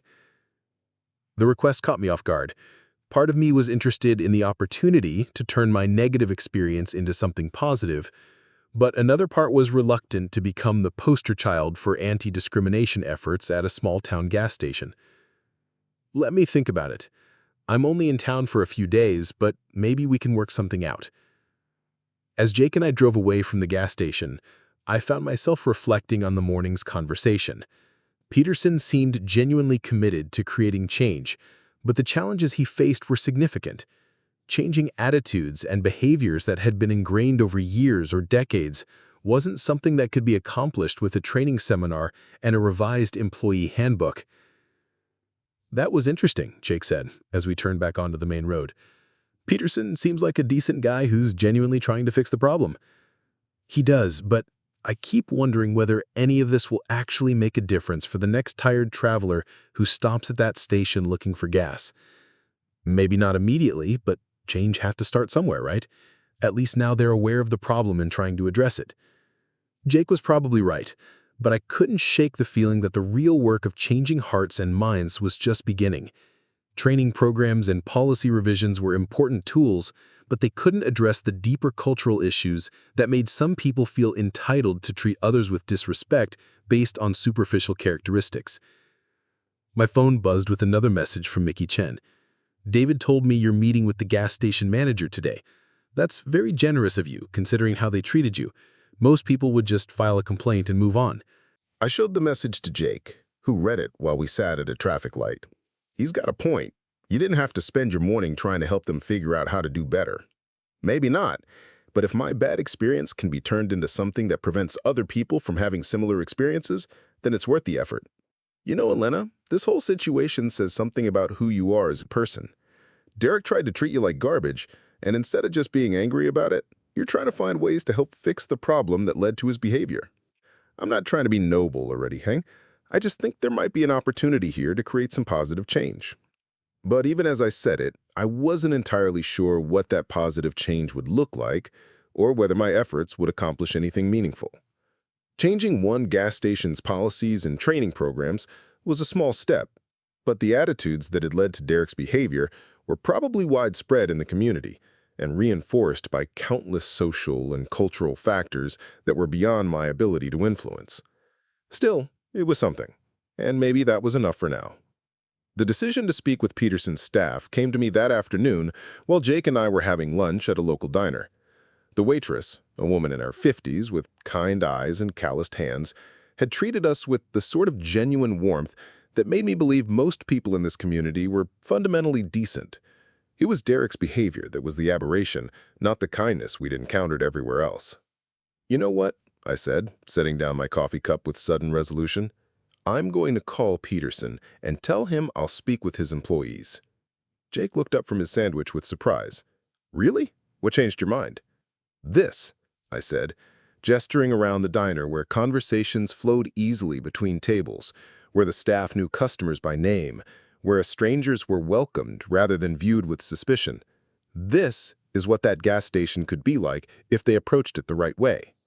I pulled out my phone and dialed Peterson's number. He answered on the second ring, his voice carrying the harried tone of someone dealing with a crisis that kept expanding. "Colonel Martinez, thank you for calling. I've been thinking about our conversation all morning." "I've been thinking about it too, and I've decided I'd like to speak with your staff. When would be convenient?" The relief in Peterson's voice was palpable. "That's wonderful. I've already scheduled a mandatory meeting for tomorrow evening after we close. Would 7 o'clock work for you?" "That's perfect. But I have one condition." "Of course. What do you need?" "I want Derek to be there." The silence that followed stretched long enough for me to wonder if the call had been dropped. When Peterson finally spoke, his voice was carefully neutral. "Derek no longer works for us, Colonel. I terminated him this morning." "I know, but if we're really trying to create lasting change, he needs to be part of the conversation. He's the one who made the mistake, and he should have the opportunity to learn from it." "I'm not sure he'd be willing to attend, and honestly, I'm not sure it would be appropriate to ask him." "Let me worry about Derek. Can you give me his contact information?" Peterson hesitated again. "I don't feel comfortable sharing employee information, even for a former employee." "Then call him yourself. Tell him that a military officer he encountered wants to speak with him, and that attending this meeting might help him understand why his behavior was problematic. Tell him it's not about punishment, it's about education. And if he refuses, then we proceed without him. But I think he'll come. Young people usually do the right thing when they understand what the right thing actually is." After hanging up with Peterson, Jake studied my face with the expression of someone trying to understand a decision that seemed counterintuitive. "You really think Derek is going to show up to a meeting where he's going to be confronted about his behavior?" "I think Derek is a 19-year-old kid who made a mistake based on assumptions he's probably never had to examine. If we frame this as an opportunity to learn rather than an opportunity to be punished, he might surprise us. And if he doesn't show up, then we talk to the people who do show up and hope they take the message back to their community." That evening, Peterson called to confirm that Derek had agreed to attend the meeting. The surprise in the manager's voice suggested he'd expected a refusal, but apparently Derek had been more receptive to the invitation than anyone had anticipated. "He actually seemed eager to come," he reported. "He said he'd been thinking about what happened and wanted a chance to explain himself." Explaining himself isn't the point. Understanding the impact of his actions is the point. I tried to make that clear. I think he gets it, or at least he's starting to. The next evening, Jake and I arrived at the gas station 20 minutes early to find Peterson already there, setting up folding chairs in the main area of the store. He'd moved the candy displays and newspaper racks to create a makeshift meeting space that could accommodate about 15 people. "How many employees do you have?" I asked, helping him arrange the chairs in a circle rather than the classroom-style rows he had initially set up. 8, including Derek, plus a couple of part-time people who couldn't make it tonight." "Good. A circle is better for this kind of conversation. It makes everyone equal participants rather than creating a dynamic where I'm lecturing and they're being lectured to. Peterson nodded, though he looked nervous about the informal arrangement. I have to admit, I'm not sure how this is going to go. Some of my employees are pretty set in their ways. That's okay. Change doesn't happen overnight, and not everyone will be receptive immediately. The goal is to plant seeds, not to transform everyone's worldview in a single evening. The first employees began arriving at 10 minutes before 7, and I could see them eyeing me with curiosity and what might have been apprehension. They were a diverse group in terms of age and background, ranging from teenagers working their first jobs to middle-aged adults who'd probably been with the company for years. Derek arrived exactly at 7 o'clock, slipping through the door with the cautious posture of someone who was not sure what kind of reception to expect. He'd cleaned up since our encounter 2 nights earlier, trading his wrinkled uniform shirt for a neat button-down and khakis that suggested he'd put thought into making a good impression. When he saw me, his face flushed red and his eyes dropped to the floor. The confident hostility he'd displayed from behind his bulletproof glass was nowhere to be seen, replaced by the embarrassed uncertainty of someone who'd been forced to confront the consequences of his actions. "Thank you all for coming," Peterson began, once everyone had found seats. "As you know, we had an incident here 2 nights ago that resulted in a customer complaint and some negative attention for our business. Colonel Martinez has graciously agreed to speak with us about that experience and about how we can do better." I stood up, making eye contact with each person in the circle before beginning to speak. "I want to start by saying that I'm not here to lecture anyone or to make anyone feel bad about themselves. I'm here because I believe that most people want to do the right thing, and sometimes we just need to understand what the right thing looks like." A few of the employees nodded, though Derek kept his eyes fixed on his hands folded in his lap. 2 nights ago, I stopped at this gas station because my car was almost out of fuel and I needed to reach my brother's house. I'd been driving for 14 hours. I was tired, and I probably looked like I'd been sleeping in my car. When I tried to buy gasoline, I was told that the pumps were closed for maintenance, even though there was no evidence of any maintenance work being done. I paused, letting the words settle before continuing. Now, I understand that working late-night shifts at a gas station can be challenging. You encounter all kinds of people, some of whom might make you nervous or uncomfortable. You have to make quick decisions about situations that aren't always clear-cut. But what happened to me wasn't about safety or security or legitimate business concerns. It was about assumptions. Derek finally looked up, meeting my eyes for the first time since entering the building. I could see something that looked like shame in his expression, but also curiosity, as if he was trying to understand where I was going with this. The person who refused me service looked at a tired woman in wrinkled clothes and decided that I didn't deserve the same courtesy that would be extended to other customers. Maybe he thought I couldn't pay for the gas. Maybe he thought I was potentially dangerous. Maybe he just didn't like the way I looked. But whatever his reasoning, he made a judgment about my worth as a human being based on limited information. And he acted on that judgment in a way that was both discriminatory and cruel. One of the older employees, a woman with gray hair and the weathered hands of someone who'd worked physical jobs her entire life, shifted uncomfortably in her chair. "But here's the thing," I continued. "I'm not angry about what happened. I'm disappointed, but I'm not angry, because I understand that the person who treated me poorly was probably acting on assumptions and prejudices that he'd never been taught to question. This is an opportunity for all of us to examine our own assumptions and think about how we treat people who don't look like us or come from the same background as us." "Ma'am," Derek said suddenly, his voice barely above a whisper, "I want to apologize. What I did was wrong, and I've been thinking about it non-stop since it happened." The sincerity in his voice was unmistakable, and I could see that he was struggling with genuine remorse rather than simply trying to avoid consequences. "I appreciate your apology, Derek, but I'm more interested in understanding what you've been thinking about. What made you realize that your behavior was wrong?" Derek was quiet for a long moment, clearly trying to organize his thoughts. I guess I never really thought about how my actions might affect other people. I just saw someone who looked different from the usual customers we get, and I made assumptions about what kind of person they were. What kind of assumptions? I thought you might be trouble. I thought you might try to steal gas or cause problems or... He trailed off, looking embarrassed. Or what? I don't know. I just had this feeling that you didn't belong here, and I acted on that feeling without thinking about whether it was fair or justified. Where do you think that feeling came from? Derek struggled with the question, his face showing the discomfort of someone being asked to examine beliefs he'd never consciously articulated. I guess I've always been suspicious of outsiders. My dad always said you can't trust people who aren't from around here, that strangers are usually up to no good. The honesty of Derek's answer created a moment of silence in the room. He'd articulated something that was probably felt by others, but rarely spoken aloud.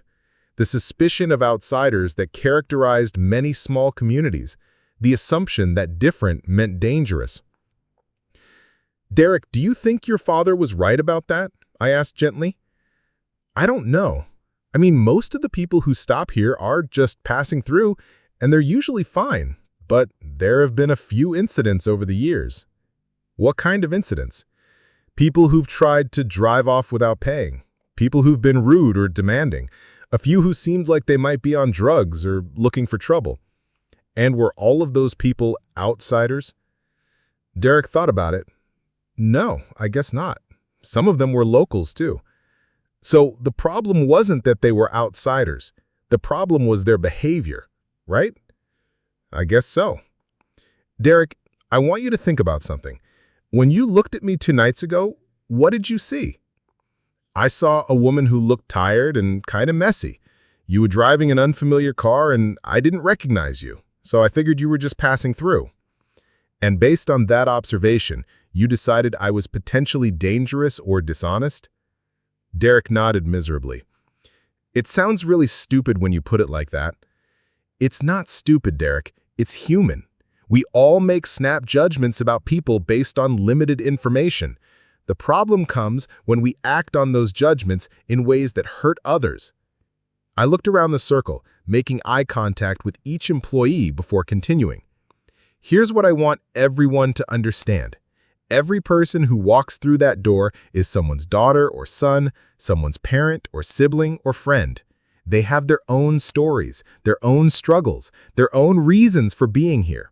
You don't know what kind of day they've had, or what challenges they're facing, or what brought them to your station. The gray-haired woman I'd noticed earlier raised her hand tentatively. Ma'am, can I ask you something? Of course.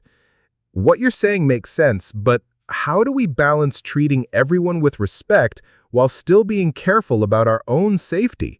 We do get some sketchy people in here, especially late at night.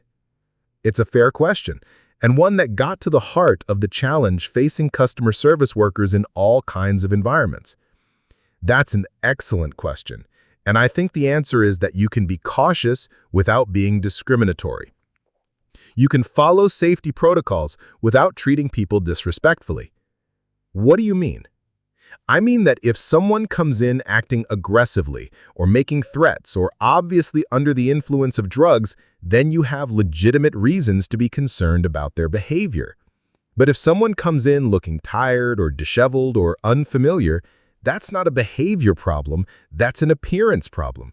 An appearance shouldn't determine how we treat people. Another employee, a young man who looked to be about Derek's age, spoke up. But how do you tell the difference? Sometimes people who look sketchy end up causing problems. Sometimes people who look perfectly normal end up causing problems. The point is that you can't predict someone's behavior based on their appearance. You have to judge people based on their actions, not their looks. Derek had been listening to this exchange with obvious interest, and now he leaned forward in his chair. Ma'am, can I ask you something? When you realized I was discriminating against you, why didn't you just leave? Why did you keep trying to get gas? Because I needed gas to reach my destination, and I had every right to buy it. But more importantly, because walking away would have meant accepting that your behavior was okay, and it wasn't okay. But you could have just driven to another gas station.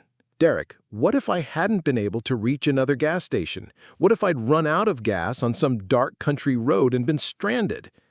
What if I'd been traveling with children, or if I'd had a medical emergency? Your decision to refuse me service wasn't just inconvenient, it was potentially dangerous.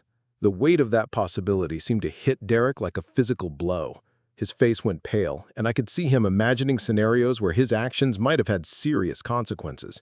I never thought about that, he said quietly. Most people don't think about the broader implications of their actions.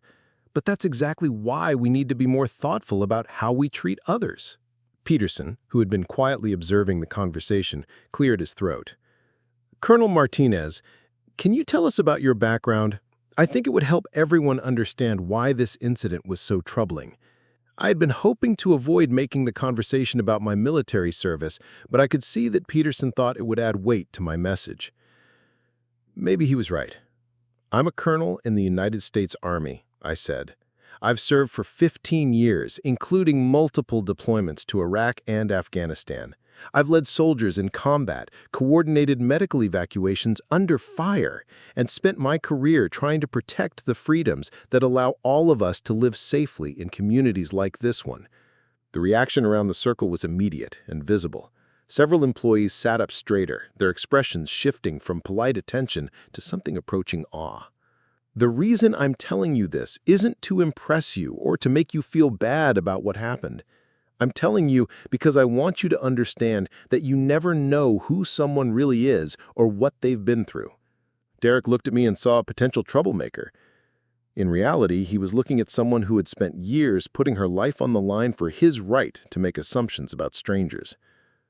Derek looked like he wanted to disappear into his chair. I feel terrible, he said. If I'd known who you were, but that's exactly the problem, Derek. You shouldn't have to know who I am to treat me with basic courtesy and respect. Every person who walks through that door deserves the same level of service I should have received, regardless of their background or status or credentials. The gray-haired woman spoke up again. Ma'am, with all due respect, don't you think Derek has been punished enough? He lost his job, he's obviously learned from his mistake, and he came here tonight to face the music. Isn't that worth something? I looked at Derek, who was watching me with an expression that was equal parts hope and resignation. What do you think, Derek? Have you learned from this experience? Yes, ma'am, I have. I understand now that I was wrong to judge you based on your appearance, and I promise I'll never do anything like that again. That's good to hear. But understanding that you were wrong to judge me isn't enough. The lesson you need to learn is that you were wrong to judge anyone based on their appearance. Derek nodded emphatically. I get that now. Really, I do. I turned to Peterson. What would it take for Derek to get his job back? Well, I suppose he'd need to demonstrate that he truly understands why his behavior was inappropriate and that he's committed to treating all customers with respect. And how would he demonstrate that?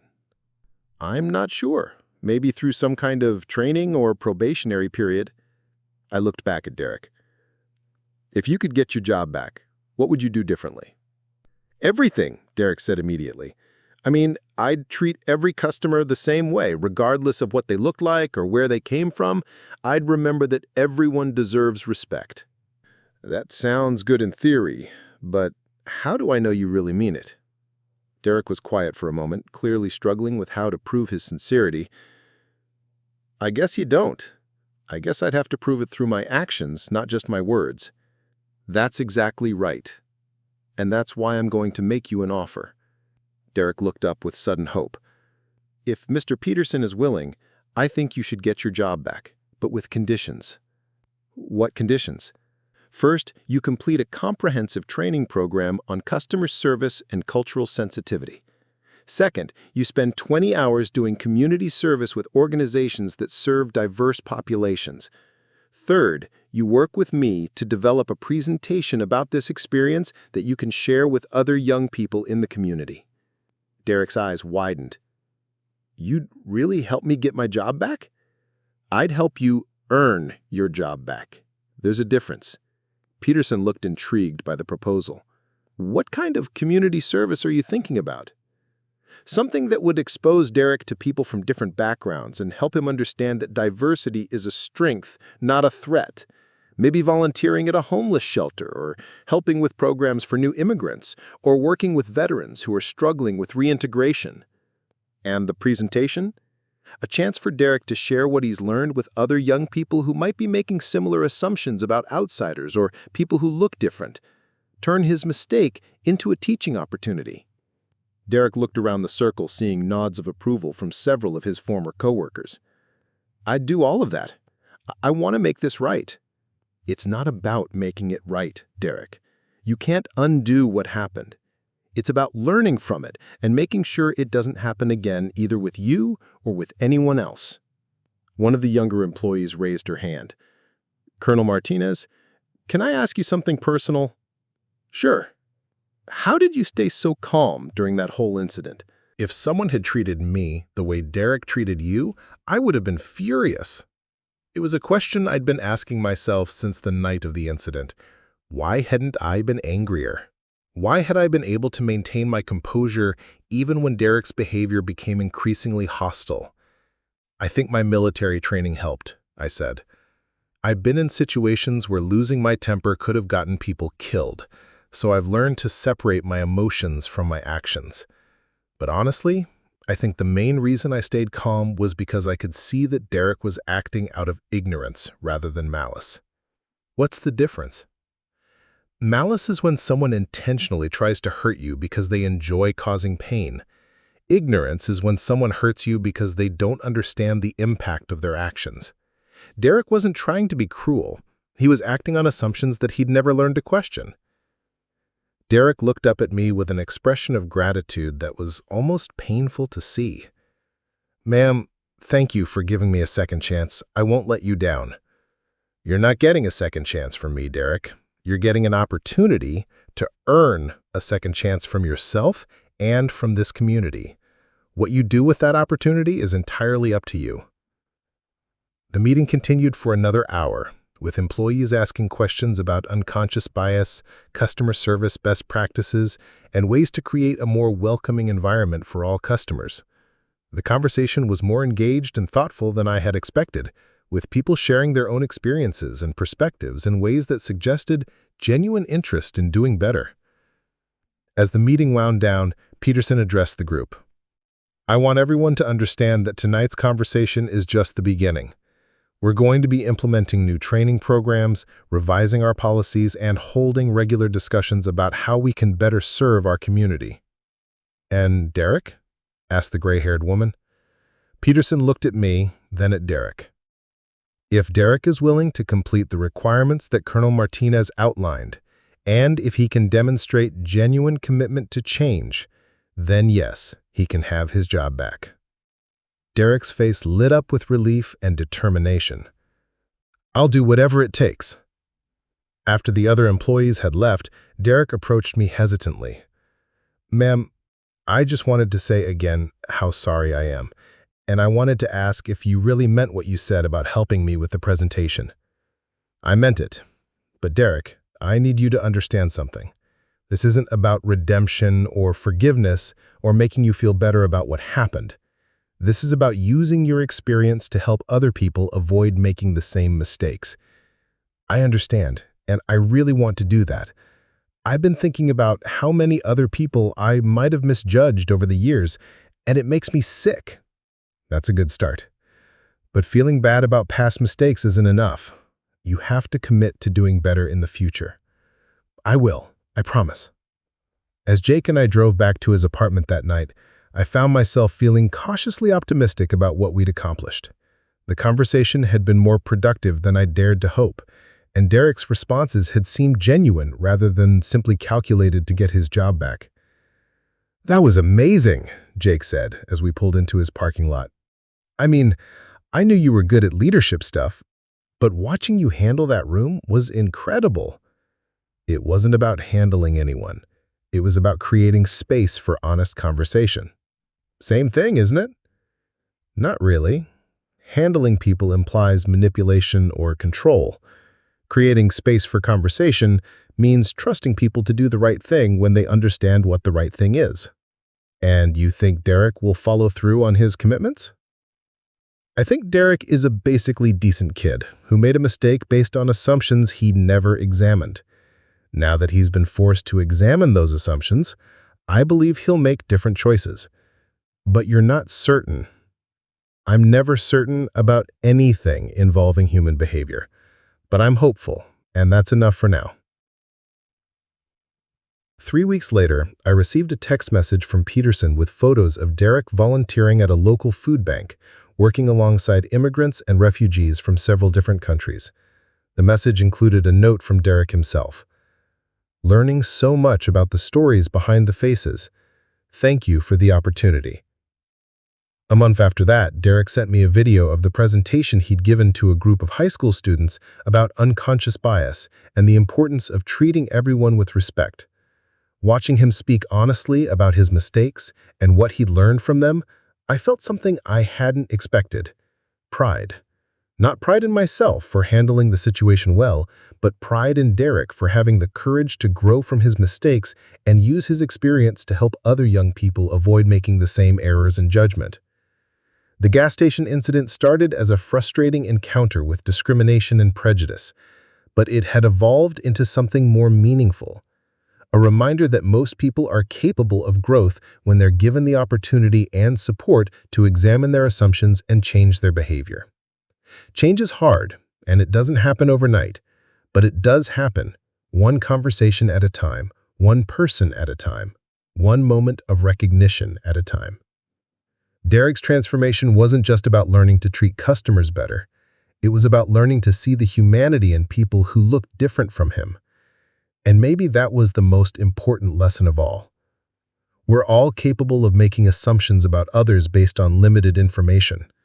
We're all capable of treating people poorly when we let fear or prejudice override our better instincts. But we're also all capable of learning, growing, and doing better when we understand the impact of our actions on others. The road to respect and understanding isn't always smooth, and there are no guarantees that efforts to create change will succeed.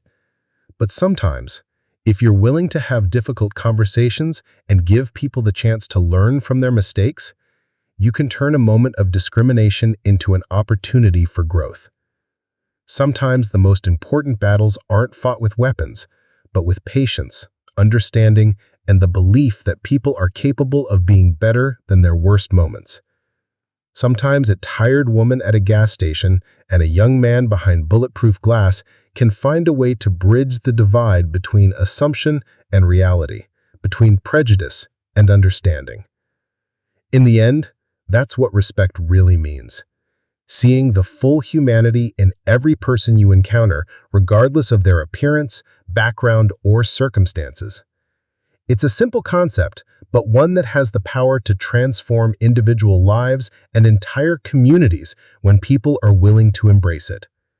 Derek learned that lesson the hard way, but he learned it, and now he's teaching it to others, one presentation at a time, one conversation at a time, one moment of recognition at a time.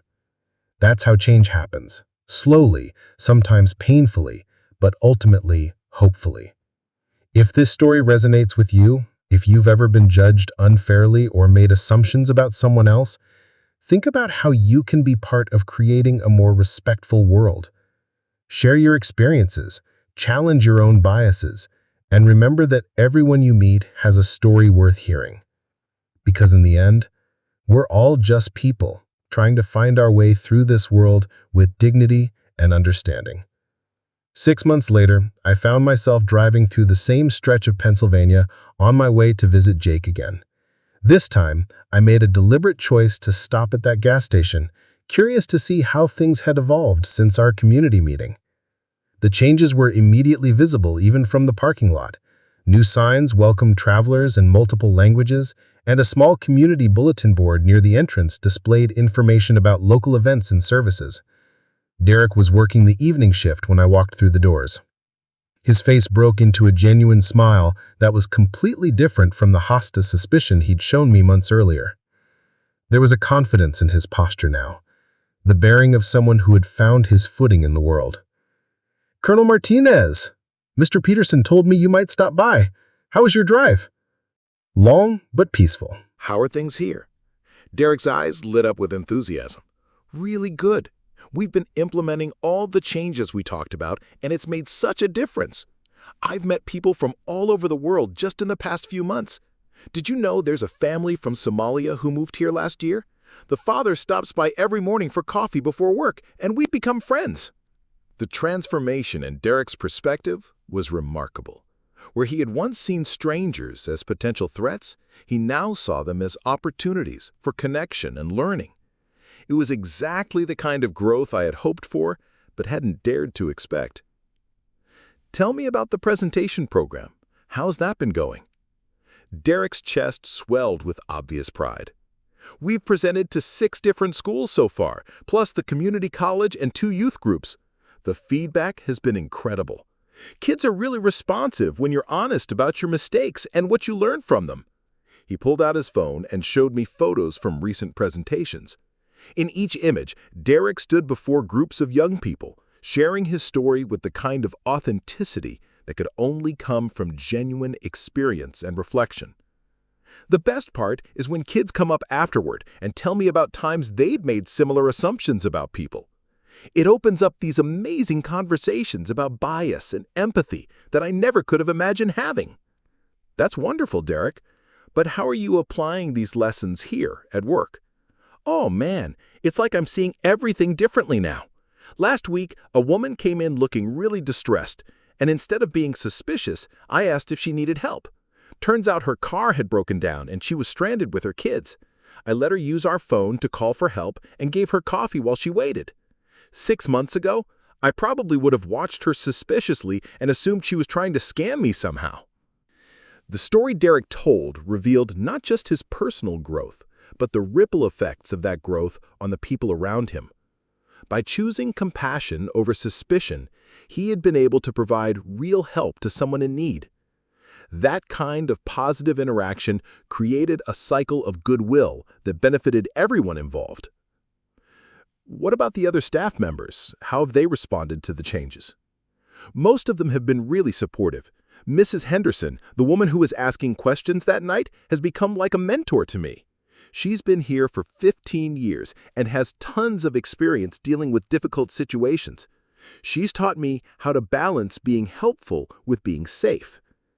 Derek paused to ring up a customer, greeting the man by name and asking about his family. The interaction was warm and genuine, the kind of customer service that turned routine transactions into positive human connections. The training programs have helped everyone feel more confident about handling diverse customers, Derek continued after the customer left. We've learned techniques for de-escalation, cultural sensitivity, and inclusive communication. But honestly, the biggest change has been an attitude. Once you start seeing every customer as a human being with their own story, everything else falls into place. Peterson emerged from the back office and greeted me with the satisfied expression of someone whose gamble had paid off spectacularly. Colonel Martinez, perfect timing. I was just reviewing our customer satisfaction scores for the quarter. We've had a 40% increase in positive feedback, and several customers have specifically mentioned Derek's exceptional service. That's fantastic. How has the program affected your other locations? We've rolled out modified versions of the training to all our stations in the region. Derek has been helping with the presentations, sharing his story with other employees. It's become a model for how to address unconscious bias in customer service. As I prepared to leave, Derek walked me to my car. The autumn evening was crisp and clear, the kind of weather that made even a highway gas station feel peaceful and welcoming. Colonel Martinez, I wanted to thank you again for giving me that second chance. Not just the job, but the opportunity to really learn and grow from my mistakes. Derek, you earned that second chance through your own commitment to change. I just provided the framework. Can I tell you something? That night when you spoke to our staff changed my entire perspective on life. I started questioning assumptions I didn't even know I had. It's made me a better employee, but more importantly, it's made me a better person. What's next for you? Are you planning to stay in this job long term? Derek grinned. Actually, I've been accepted to community college for next fall. I want to study social work, maybe specialize in helping young people who are struggling with similar issues. This experience showed me that I want to spend my life helping people overcome prejudice and build understanding. The young man standing before me bore little resemblance to the defensive, hostile teenager who had refused me service 6 months earlier. Derek had not only learned from his mistakes, but had transformed them into a mission to help others avoid similar pitfalls. As I drove away from the gas station, I reflected on the unexpected journey that had brought us all to this point. What had started as a frustrating encounter with discrimination had evolved into a profound lesson about the possibility of human growth and redemption. Derek's transformation hadn't happened overnight, and it hadn't been easy. It had required him to confront uncomfortable truths about his own biases, to step outside his comfort zone, and to commit to sustained effort towards becoming a better person. But the results spoke for themselves. He had not only changed his own life, but had become an agent of positive change in his community. The gas station itself had been transformed as well. What had once been a place where outsiders were viewed with suspicion had become a welcoming stop for travelers from all backgrounds. The staff had learned to see diversity as an asset rather than a threat, and their improved service had created a positive feedback loop that benefited both the business and the community. Most importantly, Derek's story was being shared with young people throughout the region, helping them recognize and overcome their own unconscious biases before those biases led to discriminatory behavior. His presentations were creating ripple effects that would extend far beyond any single interaction at a gas station. The experience had reminded me that change is possible, even in situations that seem hopeless. It had shown me that most people are capable of growth when they're given the support and opportunity to examine their assumptions and learn from their mistakes. But perhaps the most valuable lesson was that true change requires courage from everyone involved. Derek had to have the courage to admit he was wrong and commit to doing better. Peterson had to have the courage to give someone a second chance despite the risks. I had to have the courage to engage constructively rather than simply walking away from a bad situation. In the end, respect isn't just about treating people courteously. It's about recognizing the fundamental humanity in everyone you encounter and being willing to challenge yourself when your assumptions about others prove to be wrong. It's about understanding that we all have the capacity for both prejudice and growth, and choosing to nurture the growth while working to overcome the prejudice. Sometimes the most important victories happen quietly, one conversation at a time, one changed mind at a time, one person choosing to see others with greater compassion and understanding. Derek's journey from discrimination to advocacy was proof that these quiet victories can have profound and lasting impact.